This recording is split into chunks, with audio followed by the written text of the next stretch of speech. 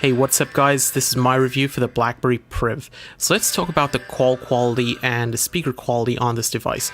So the front-facing speaker is a soundbar, quite similar to what you see in modern home theater speakers. The call quality was very clear, quite audible. The loudspeaker was very loud as well.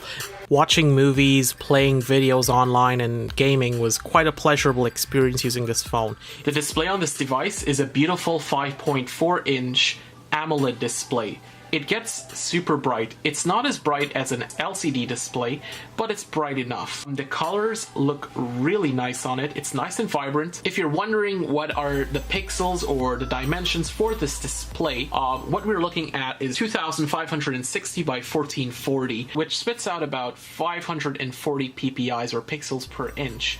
The color reproductions look brilliant. It's nice and vibrant. And then you could also go into the settings of this device and you could also do some color adjustments to this display.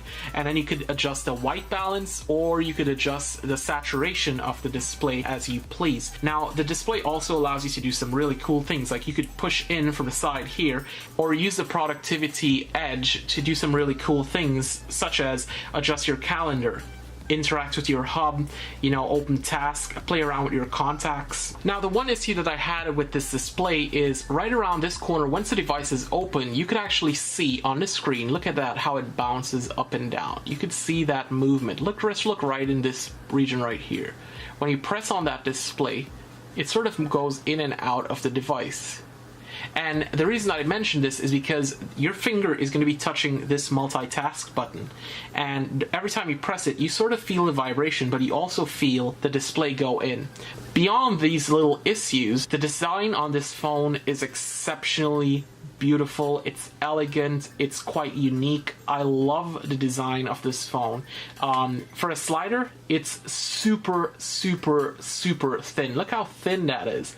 You would think this device is thick for being a slider, and it looks thick on cameras, but it's actually ridiculously thin. How thin this is.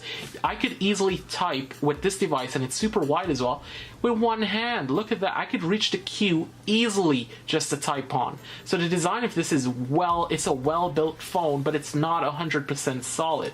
Secondly, it has a curved display, so you could do some pretty cool things with that, and I'll talk about that in the software part. And it also has this backdoor material made out of woven glass. And as you can see, it looks pretty oily and greasy, and I purposely did not wipe it off. And the reason for that is this has an oleophobic resin, which absorbs oil from your fingertips, so it doesn't get on the actual display. Now, in terms of Android, what we are looking at here is Android Lollipop, and it's the newest version of Android Lollipop, Android 5.1.1. Blackberry did say that they're going to be coming out with a new version of Android Marshmallow in early 2016, but beyond that, Android Lollipop, let's talk about this, and let me defend Blackberry for launching with this device. So Lollipop is pretty good. It's not a bad OS. It has all of the really cool features, and I think Lollipop is awesome. However, when you look at the majority of Android devices out there, most of them are Android KitKat, which is from 2012-2013, and this is Android Lollipop, which is pretty recent, 2014. So it's not a handicapped device by no means. Secondly, they promise they're going to update it to Marshmallow, so that's going to be fine. You're not going to have any issues. You're going to get even more battery life out of it when you get to Marshmallow. Now, Android Lollipop allows you, with the Blackberry launcher, to do some pretty cool things, like swipe in from the right to reveal the productivity edge. And in terms of benchmark scores, I saw approximately 1200 points for the single core and 3,500 for the multi-core score, and in terms of Antutu benchmark, you're getting 48,000. Now, these numbers means absolutely nothing in the real world, because chances are you're not going to be using your device that heavily, but it's a pretty good score. It's not the highest scoring that I've ever seen for devices of this caliber, but it's a pretty good score. Beyond that, there are bugs with the launcher that Blackberry has, moving from left to right, it just seems slower. Opening up some apps, there's just this Android lag that I haven't seen for years. And I think with a software update or two, Blackberry could simply eliminate all of these bugs that exist. Thirdly, in terms of bugs while we're on it, the keyboard is super buggy. sometimes it doesn't even recognize what you pressed. There is a lag on this device, and I'm not gonna hide it and not tell you guys about it. So it is laggy. Secondly, sometimes to use the fine cursor tools, it works, sometimes it doesn't. But when it does work, it's awesome. It's the best thing ever. You know, you can move the fine cursor tool to put the cursor in a certain place. You could swipe from right to left to delete words as you type.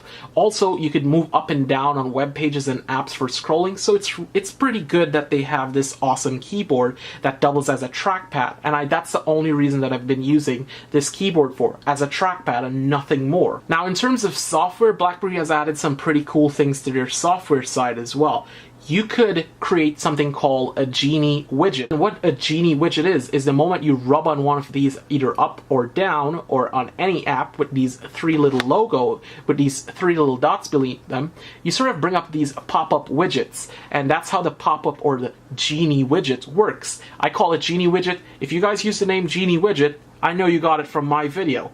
But anyways, so these Genie widgets are pretty cool. It's available on all apps, so you could just swipe up and boom, there you go. They also brought with them the BlackBerry Hub, which, you know, is a unified inbox for all of your emails, text messages, social media, Facebook, pretty much anything that you want. It all is inside of the Hub. They have even brought in their picture unlock to unlock the device, which works phenomenal. Everything about this device is pretty awesome so far.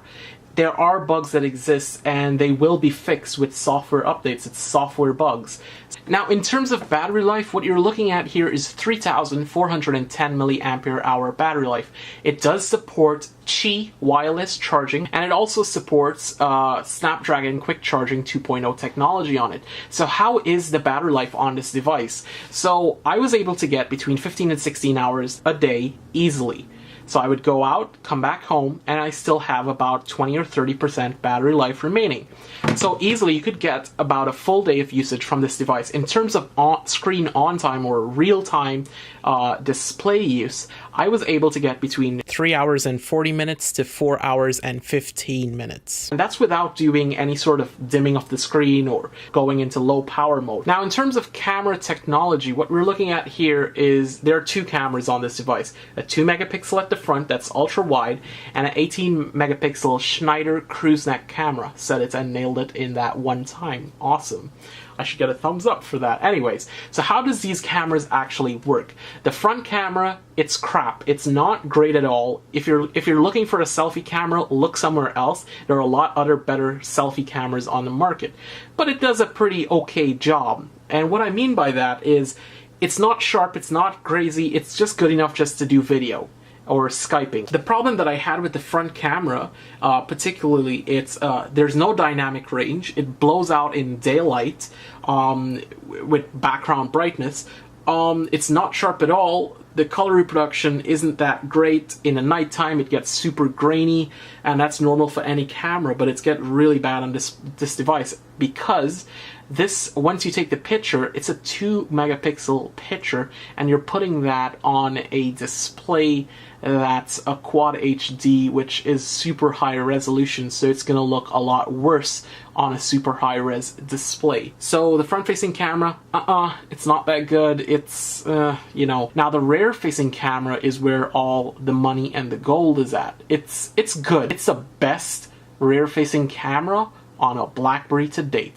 However, in terms of it actually being the best on the market, it's not. It's just above average. LG V10, the Samsung S6, Note 5, you know, they all have better cameras than this, and they all take better picture quality. So the problem with the camera is when you take the photo, there's something called shutter lag, and there's something called processing lag. Usually, on most devices, you see either shutter lag or processing lag. With the Priv, you're fortunate because you have both of them. So you have the shutter lag. So once you take that photo, you gotta hold your hand really steady because it takes almost a second to 2 seconds to get that picture to save and to make sure and actually capture that image. So there is shutter lag, and then there's also processing lag. Now the image quality that you get from these devices, I think it's super clean. This Schneider cruise neck thing, that's tuned the camera, it works really well. It's not a bad quality image. But what I've noticed is many of the images are sort of flat, with some depth. It doesn't have dynamic range. You know, in low light, it does a pretty good job, but it also has a lot of, it blows out the details in the highlights. The highlights are really bad. In low light situations, if you go from a really well lit situation to a really dark lit situation, you sort of lose image quality on this device.